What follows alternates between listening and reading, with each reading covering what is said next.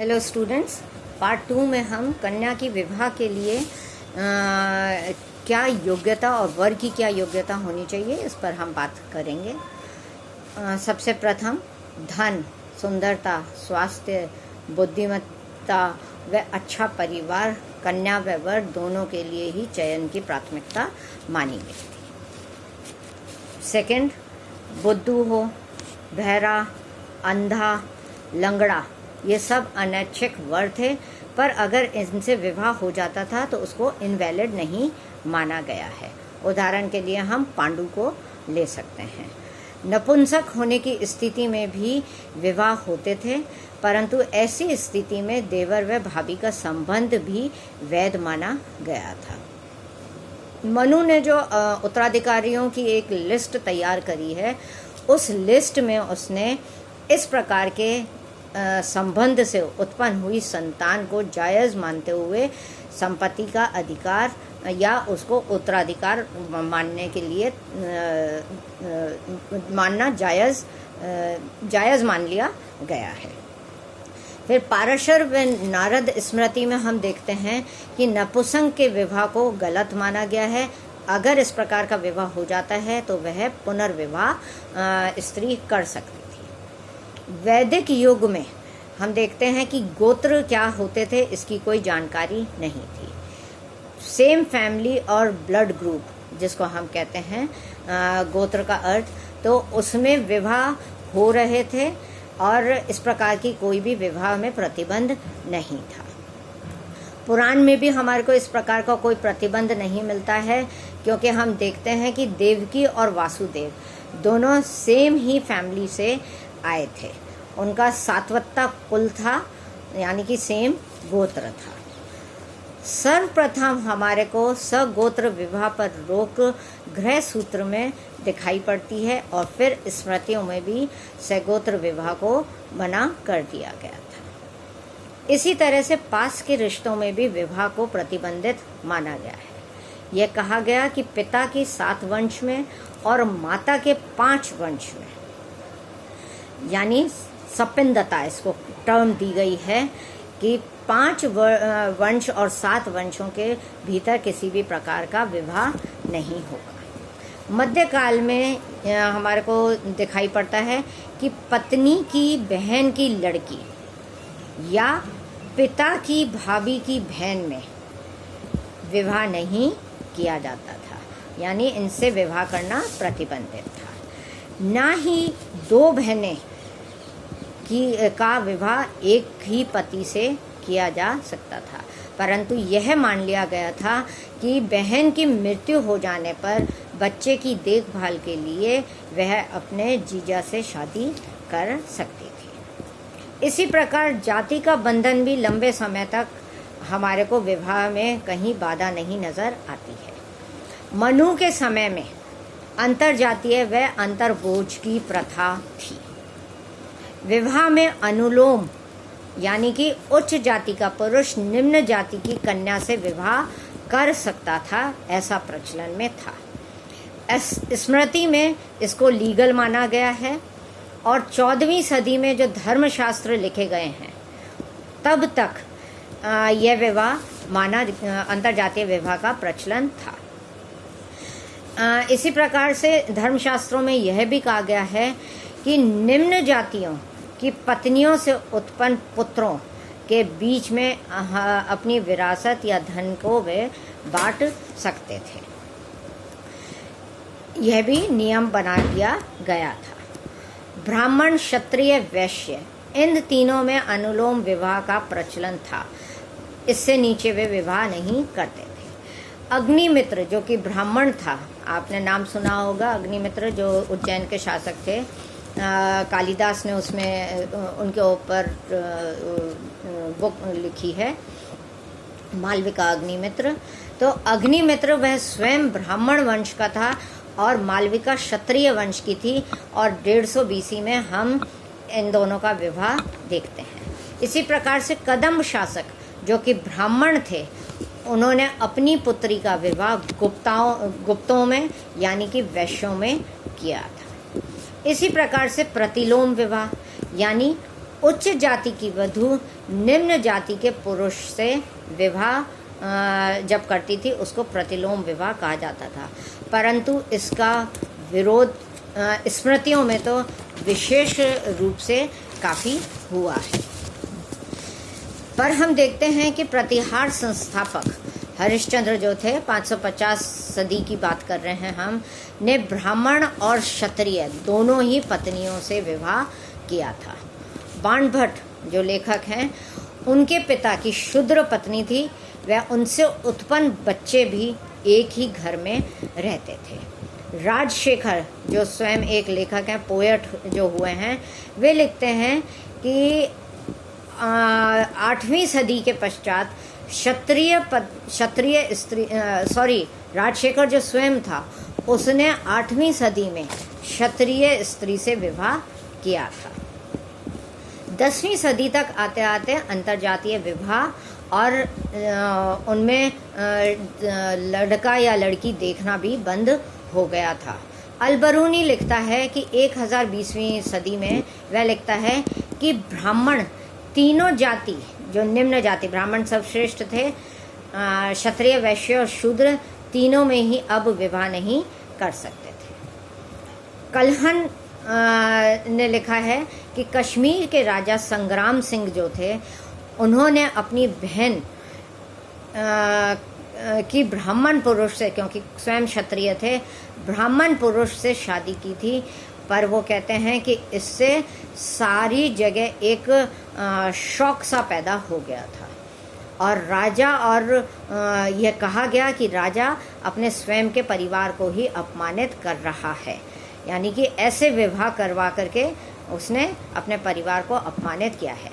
16वीं 17वीं सदी में हम देखते हैं, जो हमें यात्रा वृतांत मिले हैं, उसमें अंतर्जातीय विवाह का जिक्र हमें नहीं मिलता है, ना ही इस प्रकार से लड़कों का चयन किया जा रहा था।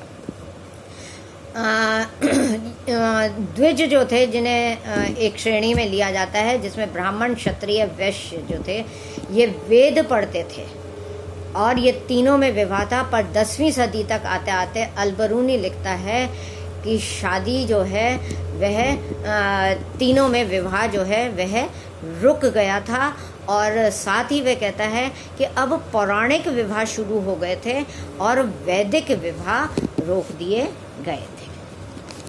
विवाह की रस्में और रीति रिवाज क्या थे? उसमें हमें नज़र आता है कि 2 प्रमुख रीतियाँ थी, रिवाज थे। पहला सगाई और दूसरा शादी। पोस्ट प्यूबर्टी शादी अगर हो रही है, यानी कि वयसंधि के पश्चात शादी हो रही है, तो सगाई और शादी के बीच में अंतर नहीं रखा जाता था, और अगर प्री प्यूबर्टी शादी है, तय हो गई है, तो फिर महीनों और सालों का अंतर भी हो जाता था, वर्षों का अंतर होता था। कभी वो ये कहते हैं कि एक पार्टी, अगर मान लीजिए लड़का है या लड़की है, अगर छोड़ भी देते थे, अगर मान लीजिए लड़का छोड़ता था, तो उसमें मनु जो है वह कहता है कि स्मृतियाँ जो हैं वह कहती हैं, ऑलमोस्ट सभी में हमारे को वर्णन मिलता है कि अगर एक पार्टी छोड़ती है तो उसका मुआवजा दूसरी पार्टी को, दूसरी जगह शादी अगर तय कर रहे हैं तो मुआवजा ज़रूर से उनको देना पड़ेगा। पर अगर किसी एक की डेथ हो जाती है सगाई और शादी के बीच में, तो ऐसी स्थिति में वह दूसरी जगह शादी करने के लिए स्वतंत्र होते हैं।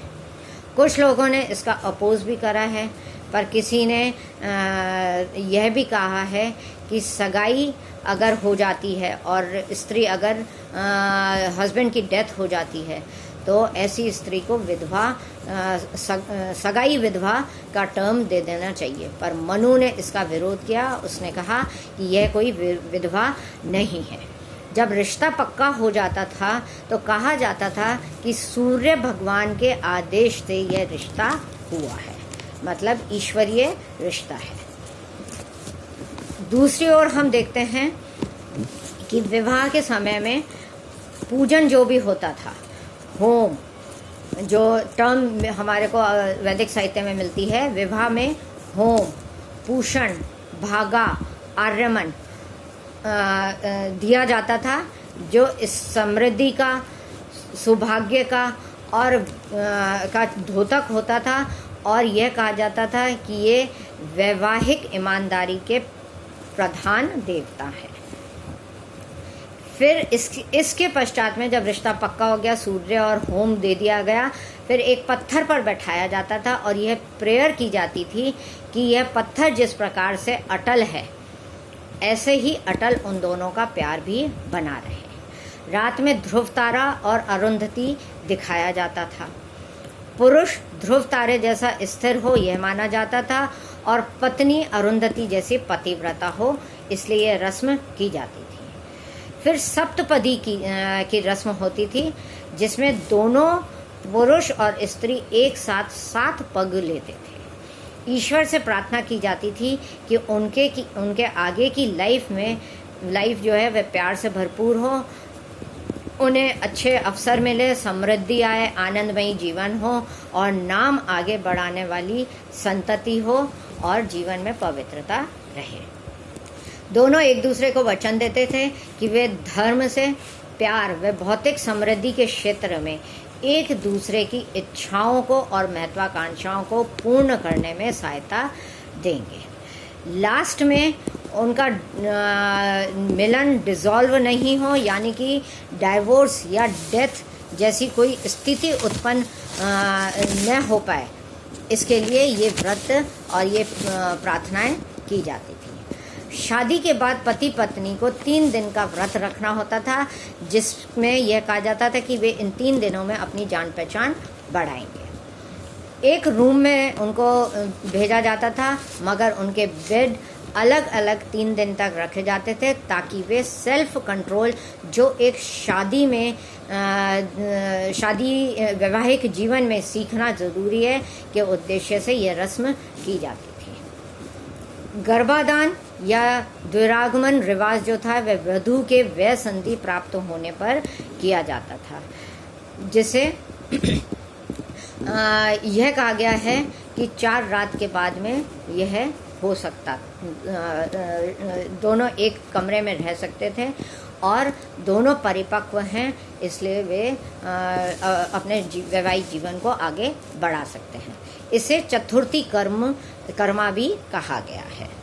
अल-बरूनी लिखता है कि 11वीं सदी में 9 से 10 वर्ष में विवाह हो जाते थे, अतएव गर्भाधान प्यूबर्टी प्राप्त होने, यानी कि वय संधि प्राप्त होने के उपरांत किया जाता था। अगर शारीरिक संबंध बनने से पूर्व ही पति की मृत्यु हो जाती थी, तो ऐसे केस में बाल विवाह में तो वधू को विवाह की स्वतंत्रता होती थी, पर इसका विरोध समाज ने काफ़ी करा, और यही कारण है कि हम देखते हैं कि विधवाओं की संख्या भी काफ़ी बढ़ी। डाइवोर्स की हम बात करें तो विवाह विच्छेद भी उस समय होते थे। धर्मशास्त्र जो कि 2री सदी से 12वीं सदी तक लिखे गए हैं, उसमें पुरुष को पहली वाइफ होते हुए भी शादी की अनुमति थी, पर डाइवोर्स स्त्री को, जो डाइवोर्सी स्त्री होती थी, उसको विवाह की अनुमति नहीं थी। मनु कहता है कि स्त्री की पारिवारिक ड्यूटी ही खत्म नहीं होती है, चाहे उसका पति उसको छोड़ दे या बेच दे। विशेष परिस्थितियों में डाइवोर्स परमिटेड था, जिसमें मनु के अनुसार स्त्री नपुंसक, पागल या किसी ऐसी बीमारी से अगर पुरुष ग्रसित हो जो ठीक नहीं हो सकती है, और अगर पहली शादी जो है उसमें शारीरिक संबंध नहीं हो पाए हैं, तो वह पुनर्विवाह या दोबारा शादी कर सकती थी, और इनके बच्चों को मनु ने वैध उत्तराधिकारी माना है। अथर्ववेद में डाइवोर्स और फिर विवाह का जिक्र हमारे को मिलता है। धर्मशास्त्र जो हैं उसमें हमारे को जो 404 सदी ईस्वी पूर्व से 1 सदी तक में लिखे गए हैं, उसमें स्त्री को अपने विदेश गए पति का, यानी बहुत बाहर अगर वह गया हुआ है, तो उसका 5 वर्ष से ज़्यादा इंतज़ार नहीं करना चाहिए। कौटिल्य का कहता है कि 10 माह तक ही इंतज़ार करें और उसके बाद में वह पुनर्विवाह कर सकती है। एक और क्लॉज हमें मिलता है कि अगर स्त्री अपने आदमी के पास में नहीं जा सकती है या वह लौटता ही नहीं है, तो उसे मृत मान करके वह अपनी शादी दोबारा कर सकती है, और यह शादी उसको उसी गोत्र में या उसी फैमिली में ही करनी होगी। पर कौटिल्य कहता है कि उसे दूसरे विवाह से पहले न्यायिक स्वीकृति लेनी बहुत ही ज़रूरी होगी। पाराशर भी कहता है कि डाइवोर्स के बाद में विवाह स्त्री कर सकती है। कौटिल्य डाइवोर्स के नियम बड़े विस्तार से देते हैं। वो कहते हैं कि अगर दोनों पति पत्नी एक दूसरे से नफ़रत करते हैं और साथ में नहीं रह सकते हैं तो डाइवोर्स हो सकता है। आदमी को अगर स्त्री से जीवन का खतरा हो तो उसे विवाह विच्छेद करने से पूर्व जितनी भी चीज़ें भेंट में स्त्री को दी गई है वह उसको लौटानी होगी। अगर स्त्री डाइवोर्स के लिए शिकायत दर्ज करती है तो उस स्थिति में पुरुष को उसे संपत्ति में पुरुष की संपत्ति में उसे अपने अधिकार छोड़ने होंगे। विवाह विच्छेद सिर्फ असुर, गंधर्व और पिशाच विवाह में ही विवाह को नहीं दिया गया था, पर बाकी अन्य तरह के विवाहों में असुर, राक्षस और पिशाच विवाह में ही विवाह विच्छेद हो सकते थे। बाकी देव, गंधर्व, प्रजापत्य, ब्रह्म, आर्ष में इस प्रकार के विवाह विच्छेद के अधिकार नहीं दिए गए थे। ब्राह्मण साहित्य में हम देखते हैं कि डाइवोर्स हमें नहीं नज़र आते हैं, परंतु बौद्ध साहित्य में डाइवोर्स जारी रहा था।